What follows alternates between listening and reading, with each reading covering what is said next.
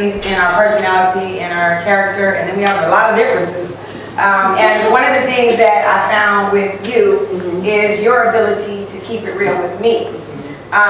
We talked when we first really decided jointly, and really it was Deena's idea to come in and help me in the organization, because literally I was drowning. I was in the middle of 3 mergers all at the same time. I had some major expansions going on in the organization, some personal things going on with my family, and doing a neglect of myself. And one of the things that I do know is I know when I am not my best. And so I authentically shared with Deena that I'm not at my best. And one of the things that I believe when you are being true to yourself is that you seek the support that you need from the right people at the time in which you need it. So I'm going to say that again. You seek the support that you need with the right people at the time that you need it. Because so often we wait. Or we pick up the phone and call the girlfriend that we're gossiping with, and when you hang up the phone you don't feel any better. Or we suffer in silence. Either way, I had the courage to talk to Dr. Deena about what I was going through, and then, of course, being authentic, she said, what you really need is me. Oh, okay. So from there started our professional journey together. We already had a personal journey and together as friends. So she's had an opportunity to come into the organization, and while it is a very successful organization, and I have a number of people who I work with, several of them are here who are absolutely amazing, and there's absolutely no way that we could do what we do, I could do what I do without them. She was able to help identify where there were opportunities for improvement, and immediately started to activate on that. So without that, without further ado, I want to get right into the conversation about authenticity. And Deena and Maria, Sina and Annalisa already talked about what it means to be authentic, to be original, to be your original self. And then I share with you some of the reasons why I believe people are less than authentic. So what I'd like to do is to go right into the audience, and through your table conversations or just the thoughts that you're going through now, can anyone start us off with a question about authenticity and a need that you have that Deena and I can answer? Michelle does. Oh, Michelle. Yes. I warned her before. Oh, really? Good. She's like, I remember that. I shared a personal experience, and I think, I shared a personal experience I had with authenticity, and in our discussion, it was me being authentic to a close friend of mine from a personal situation. I'm recently a widow, and I felt like she was not there for me through the period of time that my husband was sick, and I avoided conflict by not being authentic with her and approaching and asking why you weren't there for me. And so the discussion we had at the table was, is authenticity defined as, facing your fears and being vulnerable? That's good. So, first of all, I would say it definitely is defined as facing your fears and being vulnerable. I think in order to be authentic, oftentimes you have to be vulnerable. And then you also have to be ready for the fact that the other side may not be ready to be authentic. And so while you may come to the table prepared to be authentic, what happens when the other party is not? So you reach to a friend and you share with a friend that you were not there for me, and then the friend is silent. How do you handle that? I think that you have to first and foremost be willing to not only share what it is that you expected, but also share how it made you feel. Because sometimes we just ask a question and people don't actually have an answer. Or they don't really know why they didn't do what they should have done. But when you start to talk about how someone's action or the lack thereof made you feel, then you have an ability to connect. And from there you can make a decision. Because if you're not there for me as a friend, the way that I expected you to be there, Sometimes it might just be that I didn't know how to be there, and therefore I avoided being there at all. But now you go further into, how did that make you feel? And so it's very important that not only you're open and honest, but to your point, your question, Michelle, that you're vulnerable. Dr. Deena, what do you think? I concur what she mentioned, but I also want you to take a moment and step into their space for a second.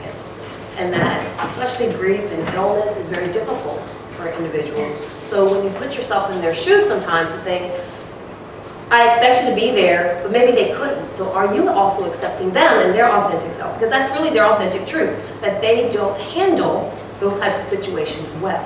They might not have communicated it to you the right way or the way that you expected them to. So I like what you said about expectations, and that to not negate their feelings, because also they have feelings as part of that relationship, but would have been great to say, I expected you to be there, or I needed you to be there. Not what you didn't do, but here's what I need from you as my friend. Here's what I expect from you as my friend. And in going forward with this relationship, I need to know that you're going to be there in the high times, in the low times, and the in-between times, because that's my expectation for my friends.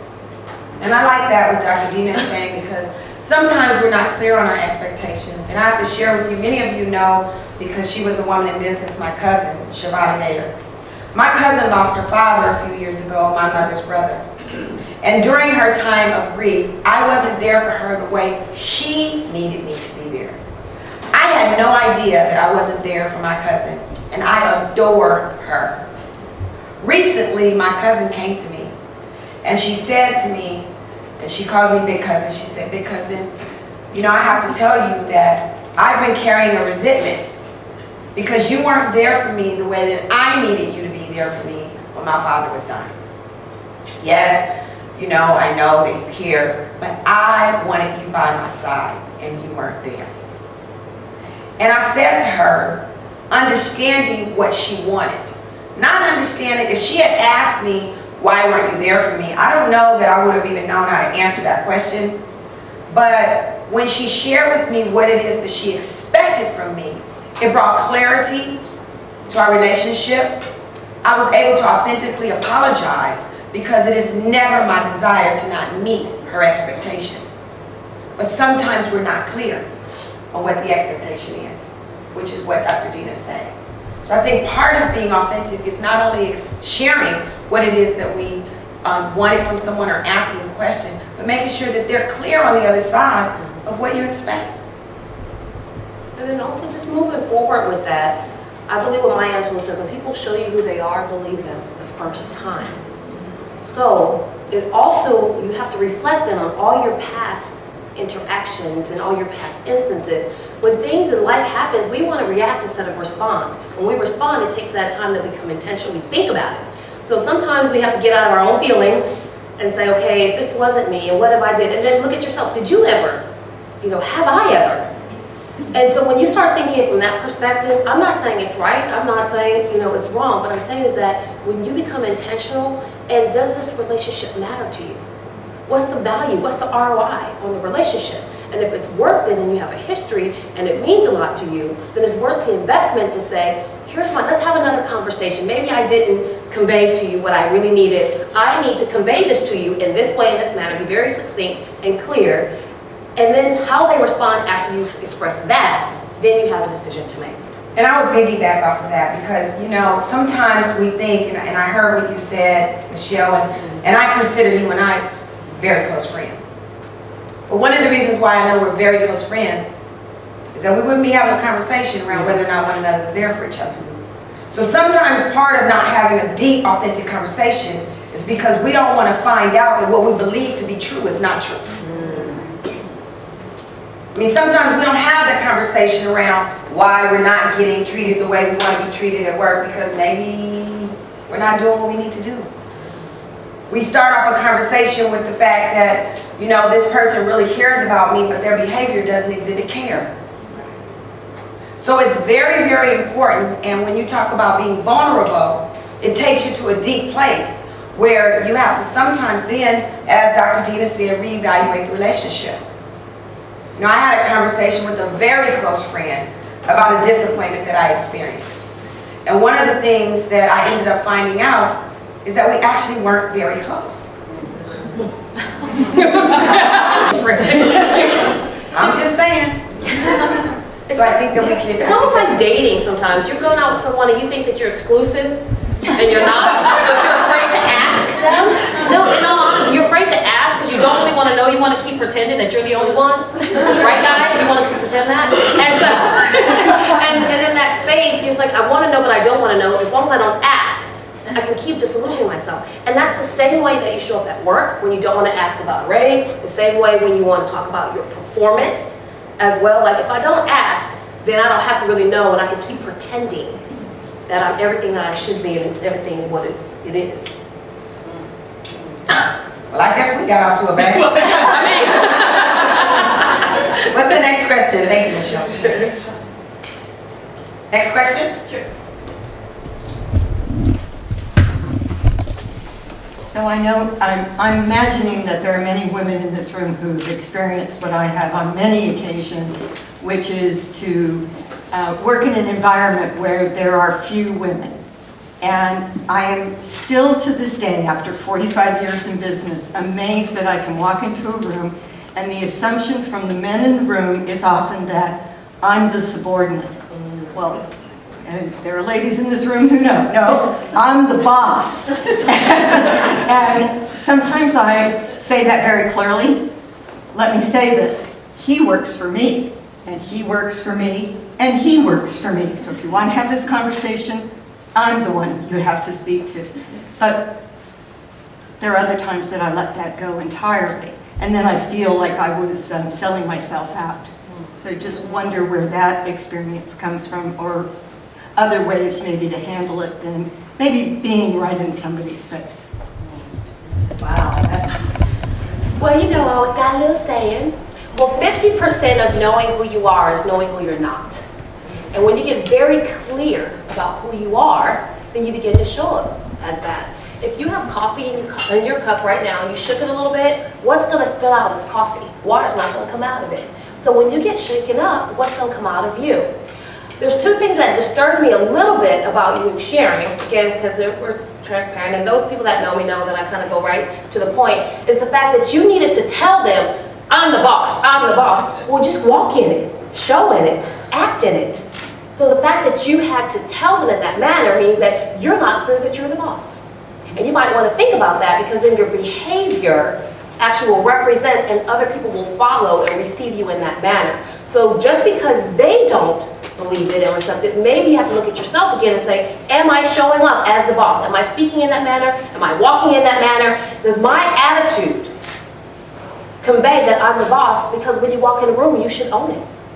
Well, I can also say, contrary to that, while I agree with what you're saying, I've worked in a male-dominated environment the majority of my career. I mean, right now we have more female partners than we have had before, but quite frankly, the men run the house. And I'm the second in command in the firm, and I experience that on an all-day, every-day, real-time basis. And I know when I walk into the room, I own it, so I don't know what. But I also know that the reality of it is that there are experiences that we go through as women that men do not. And there are opportunities when, or times when you walk into a room or you're sitting into a meeting, and the individuals that you're in the meeting with automatically turn to the man, or they automatically, they make eye contact with the man, and they're having a conversation with the man. There is a graceful way, and I understand exactly what you're saying, to your point, to be able to take your power back, because I think that is what you're talking about.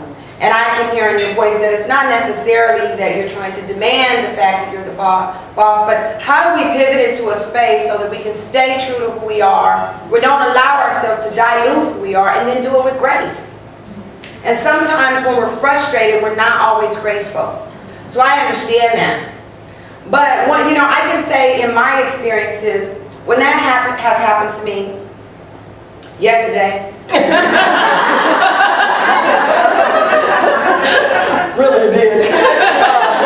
When it happens to me, I'm able to really shift the room by the way that I respond. So when somebody turns to one of my subordinates because they happen to be a guy, or one of my colleagues because they happen to be a guy, and they're talking about a decision that needs to be made about the business outside of client services, because I'm the CFO and the COO of the organization. So that's my area of influence. Now, I don't service clients, so if we're talking about a client matter, then the client servicing partner, that's his jurisdiction. But if we're talking about an operational matter, then that's my jurisdiction. But what will happen is that someone will assert themselves as if they're the person who was in charge of that situation. And gracefully, after they finish their conversation, I might say to them, we appreciate your point, but that's not actually what we're talking about right now. Or we appreciate your input, but that's not actually the direction that I would like to go. Or I appreciate your comment, but I would prefer to share what it is that I would really like to accomplish today. And so in that moment, you shift and you regain your power. And then you don't actually have to say, I'm the boss. You are the boss. And that will continue to happen to us women, in my opinion, to the end of time. But we have to learn how to do that in a graceful way, and I appreciate what you're asking, because out of frustration, sometimes we're labeled as the bull in the china shop, or some other terms that we don't all like, and we're not comfortable in how we need to show up, so we then dilute ourselves. So through our conversation, asserting ourselves in a graceful and humble way, and bringing clarity to the room as to who is the primary decision maker, you're able to assume your power and clear the confusion in the room. Exactly what I said. because that's exactly what I meant by the 50-50 rule, is that you don't have to say that, Right. You do it, so at that time, because you hold on to it, because you're not reacting, you're not allowing them to pull you in, and like you said, you mentioned, I just let it go, to do that. And that's what I was speaking to about giving that piece away. But I love how you mentioned, at the end, when you're finished, okay, because I don't need to exert myself or force myself into the middle of the conversation, because I know that I own the space in the end. And sometimes you may not even be the boss. I can be in the room with my boss, and he'll assert himself. But that's not your area of jurisdiction. Right. So sometimes he may say something, and I say, well, actually, that's not what we're talking about. Because he wants to assert his power. He's powerful and he's in charge, but not of this. And so sometimes we have to reshape people. And we have to do it in a respectful way. But I think that when we do that, then it brings comfort into your ability to be authentic. And we're not focusing on the fact that, the room is not moving in a manner in which we desire, and now it starts to take our attention away from our objective. That's a good question. Any other questions? Yes, in the back room. Julianne, can we get some water? Thank you. Good morning. I had a question about your input, suggestions, advice.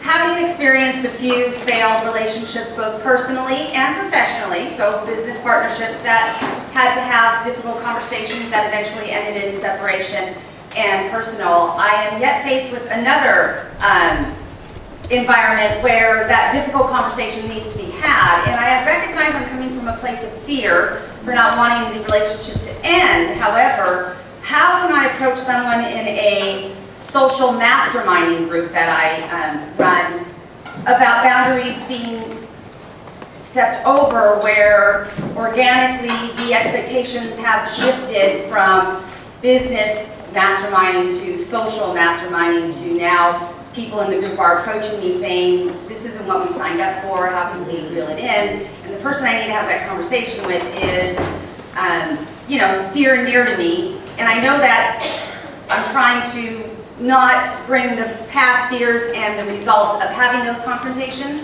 or carefrontations, not knowing what's going to happen in the front, even though we're trying to learn from our past. I thought you said carefrontations. that was really good. First, after we finish answering this question, I want you to take that video, pop it on social media, tag them, and then everything will be resolved. That's authentic. Let's keep it real. Candidly, I couldn't digest everything that you said because it was a lot. But what I can say that I got out of it is that if There are relationships that have been broken and ultimately people are overstepping their boundaries. And this has been a learning for me, there is power in being honest with people about what you need. Similar to what we were talking about with Michelle's question. And when there are failures in relationships as a result of boundaries being overstepped, and I think that really has a lot to do with why relationships break down. Ultimately, it's an issue around boundaries. It's an issue around the fact that someone is doing something or not doing something that is important to you.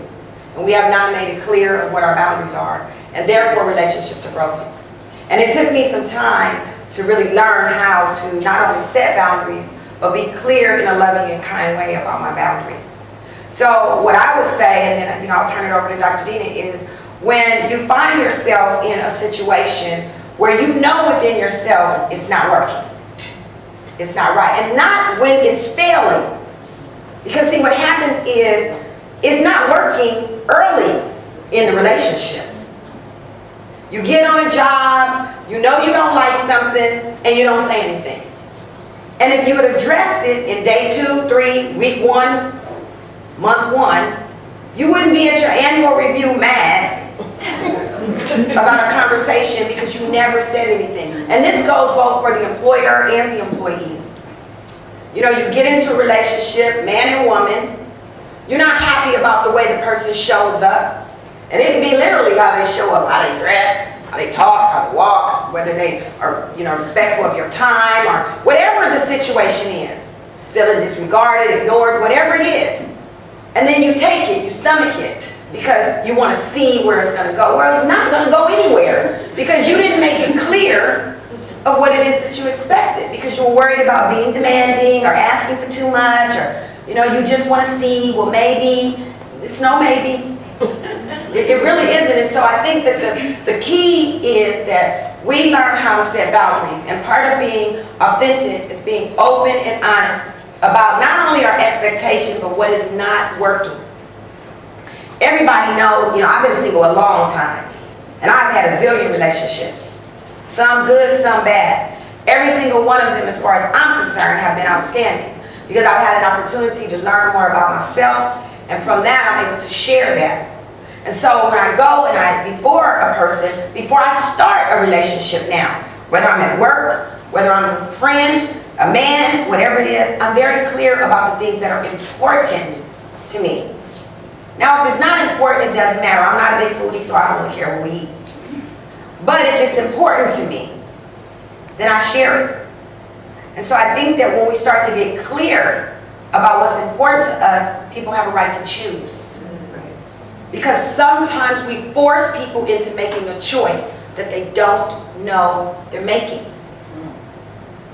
So it's very, very important that you are clear about your expectations, that you follow up and that you follow through, and that it's not only about you, but when you share with someone, I don't have too many things that I require, but foundationally, I love God. Now, you don't have to have the same relationship with God that I do, but you have to respect the fact that I do have that relationship, and it's non-compromisable. So when I don't know what to do, I go to the Word. I'm not going to banter back and forth. We're not going to get into any long debate. I'm going to pray. That's what I do. So if a person can't respect that, and they want to banter back and forth, I'm not really going to participate in that. Well, that can cause conflict for a person who likes to argue. Because they want to argue. I'm not going to do that. So all that I'm saying is that you want to make sure that you've set appropriate boundaries, and you can always set them no matter where you are in a relationship. You can always restart. And that you're clear, and that you're following up, and you're following through. Dr. Deena? Yeah, that was fantastic. And not only with the boundaries, and there were so many just nuggets there. I hope you're like jotting down some notes. Is that the communication part? Because you can have expectations, but if you don't communicate them, then they're mute. I mean, literally, they're mute. One of the things that I draw on when you first started sharing is that what is the relationship like? You said this is a close friend, so do they know you? Do they know that if you're going to come to them with love and this carefrontation to address something, that you're not doing it out of spite, that you're doing it because you care. And ladies understand this, and I'll use a lot of analogies to clothes and shoes and things like that because we understand that. Would you let your best friend go out of the house with the wrong outfit on the right night where she's going to meet her prince? Some of us would. We can talk about that. Okay, and so transferring Outfit on the right night. Don't let me go out with the wrong outfit. and because this is business, and if you don't think that it's real, nothing's realer than the cash flow that impacts your business. And that can also impact your personal life because, no romance without finance, goes there. So there's so many interrelated parts to that, but at the core of what you're asking is the communication portion. So for you, here's just kind of a real strategy to do. It may be difficult for you to confront, so maybe it's more in your head. Maybe you've built up this whole conversation. I don't know about you guys, but sometimes I have a whole conversation with somebody, and I never talk to them, but they're going to say this, and I'm going to say this, and I'm going to say this. And you did all of this, but you realize that 80% of what we're scared of doesn't ever happen. So we're wasting far too much time over there. So what about practicing what you're going to say to them? And then you are comfortable. So really it's about your comfort level in addressing it with them. They probably already know. Alert, spoiler alert, they probably know, and they're going to continue as long as you allow it. People will do what you allow, and people will treat you the way that you train them to treat you, okay? So, when you love yourself and you're confident about what you have to say, and you communicate clearly and authentically, guess what people begin to do to you? They will do the same. They'll mirror it back to you. So take a risk, and if they're really your friend, they really care about you, they'll receive it in love because, like you said, I love even using that term, I need to have a carefrontation with you. Here's some things that we need to address because you don't want them to continue because I don't want, it's like my kids, I don't want somebody else talking about my kids. So let me bring it to you. Let me help you fix it because if somebody else brought that to me and talked about you, we would have a situation. So think of it and just kind of shift. It's like a mind shift for you to be able to address it with them. And I want to go back to one thing when you talk about, pivotal points that you want to walk away with. In order to be authentic, it takes care. And so when you care about the relationship, then you want to be honest. And I think that sometimes we need to first start off with what our intentional outcome is when we're facing a difficult conversation. I'm going to say that again. Be clear about your intentional outcome. Because sometimes we go right into a tough conversation, a person, depending on their emotional maturity, can be defensive immediately.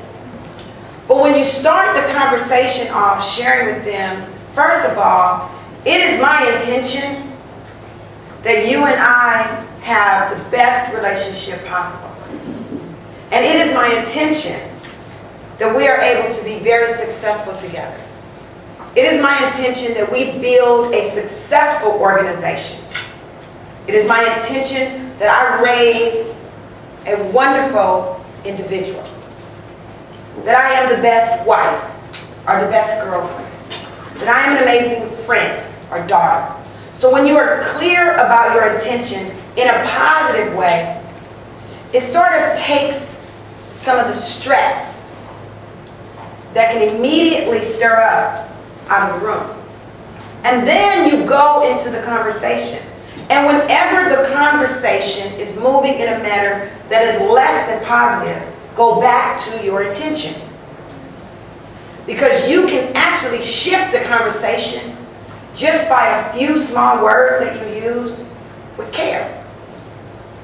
And that person, even though they may be uncomfortable or they may become defensive because you're asking something of them, and they have to first acknowledge that they're not giving it.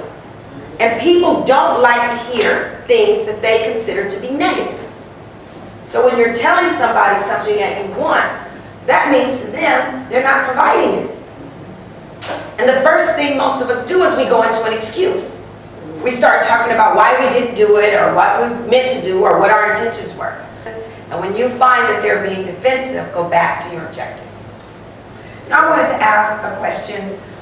We talked about, even just in this space here, we're talking about being authentic, we're talking about setting boundaries, We're talking about being clear of our expectation and making sure that we are communicating with care. But can we just talk a little bit about the difference between pivoting and shifting? Oh, yes, that's one of my favorite. How many of you are basketball fans?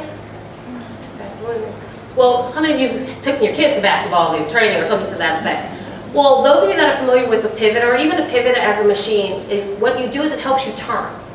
So when I thought about the concept of pivoting and shifting, I imagine someone who has to anchor their left leg and they're looking around to see where they need to go next.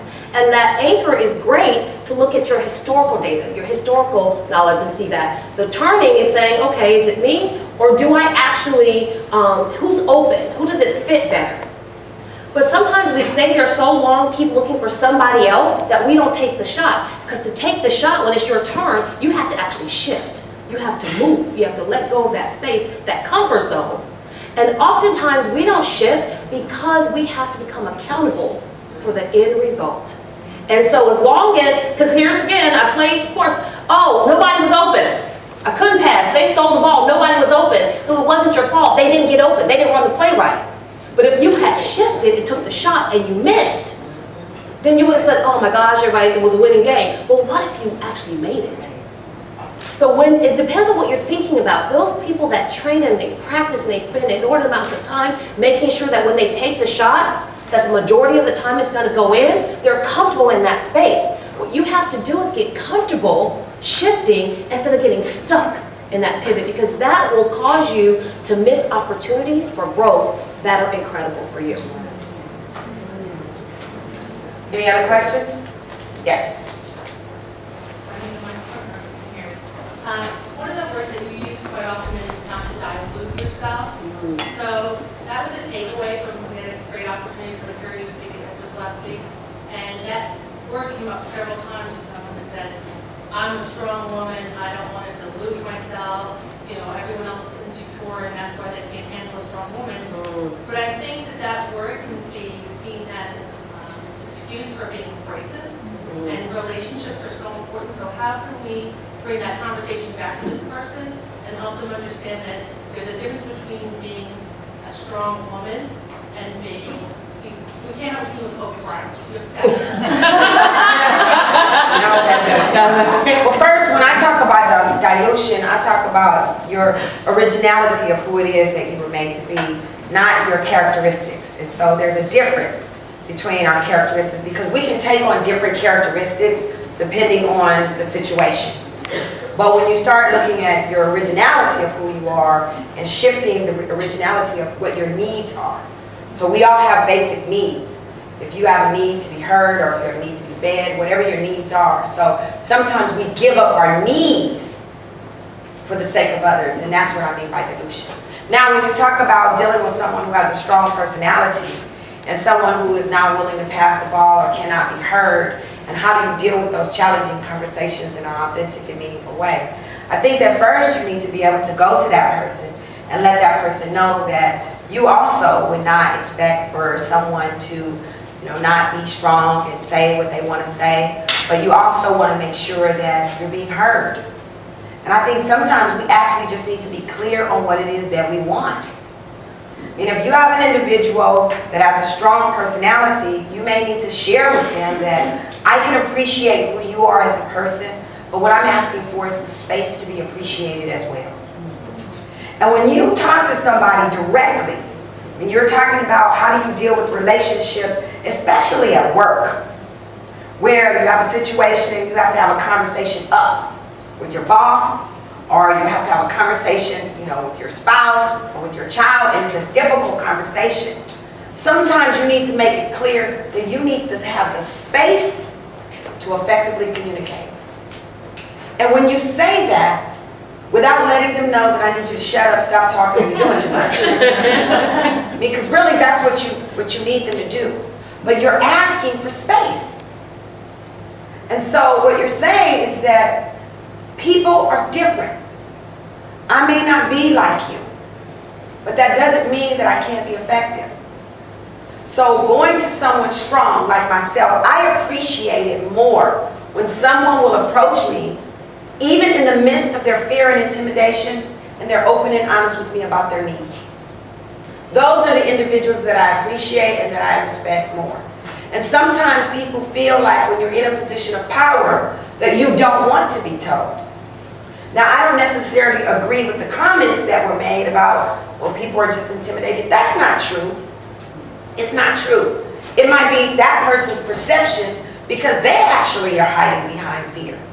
Or they haven't necessarily matured emotionally so that they're not so hard. I was in that space, so I know what that feels like. That was emotional immaturity. And so you can help bridge that gap by having the conversation around the fact that you'd like to have some space to be able to be heard. And when you ask for that space, they're going to know that they're over communicating. And let them know, because you care about them, that there are others that would like to have the space to be able to communicate with you. And as you start to do that, people start to think about what it is that they're not doing, or what it is that they need to do in order to garner more meaningful relationships.